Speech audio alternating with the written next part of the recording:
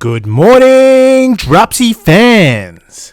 Welcome back, guys. Today I'm going to be talking to you guys about a new AK-47 build that I've so graciously found out for you. So at the moment, there's a new meta. They've got the whole AMAX thing going on. Nick Merckx is over there posting about it. You know, I'm not buying it. I'm really not buying it. You know, I mean, the AMAX is good, but at range, you lack. I mean, the recoil is too much. It's too unpredictable. You know, like if you're going to go for a gun like that, you may as well stick with like either a Grau, or you'd probably want to even go, you know, the standard kilo meta. I mean, that's like those are still meta guns. The problem I have is, you know, I've been using the kilo this past season, and I mean, I feel like it's been nerfed. Secretly, I feel like the range has been nerfed on that gun. I'm going to make a video about that, you know, a bit later, because last season the kilo was amazing. You could laser people from, you know, 100 meters away without any recoil at all, and now it seems to have changed. So I'll post about that in the future.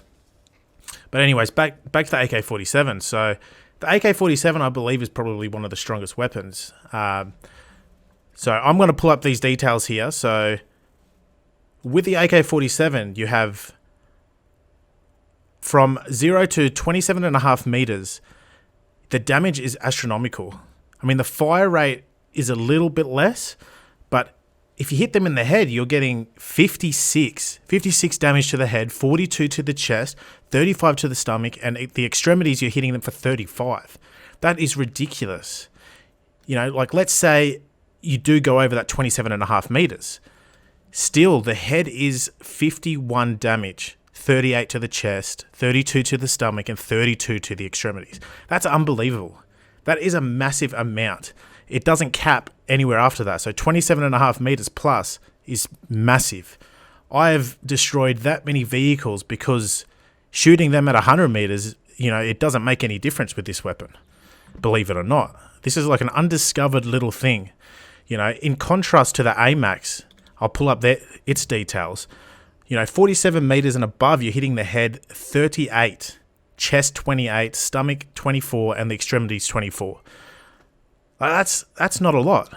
I mean, sure, the fire rate is a little bit higher, but, you know, like the damage is a lot more with the AK-47. And the recoil, I feel like the recoil on it has been buffed. I don't know in what season.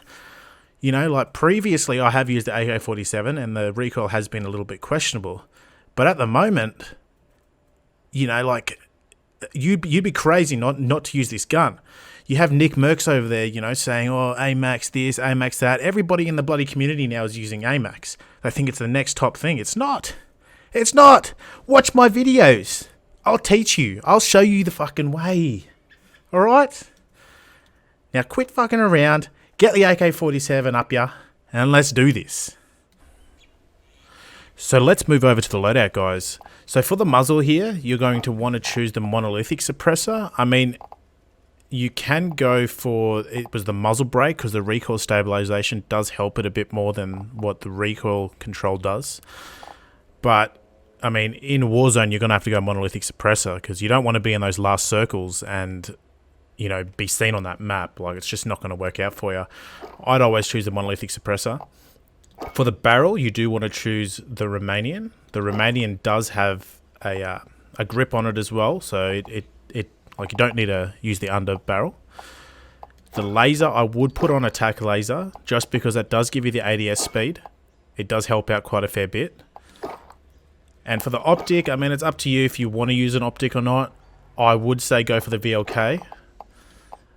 I mean, if you didn't want to do that, you could always put on a rear grip, which, you know, you could use the rubberized to give you a little bit of recoil control.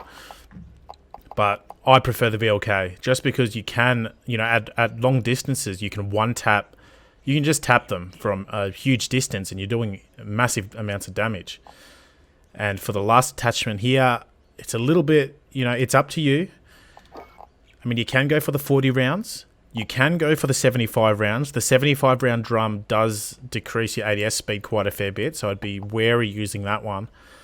I mean, personally for me, I use sleight of hand. on this because the reload time is so fast anyway. When you chuck on the sleight of hand, I think it's, it's about 1.5 seconds your reload time is. So, it's extremely fast, which is really good. And, yeah, like, honestly, this is the build. This is the build that you need to at least try out, I mean, the recoil on this gun is, I mean, it's going to take a little bit of getting used to, I'm going to admit, because you will have to pull down a bit. But in terms of this versus the AMAX, this gun's all round better.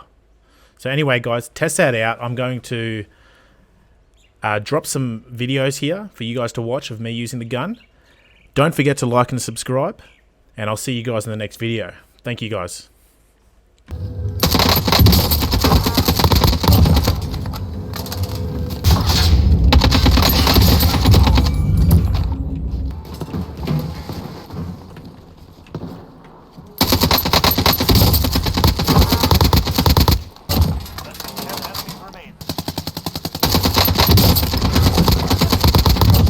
Oh. Look at this. Look at this melter, bro. Disabled. Blue. Step on that unit straight out, like on its way ahead.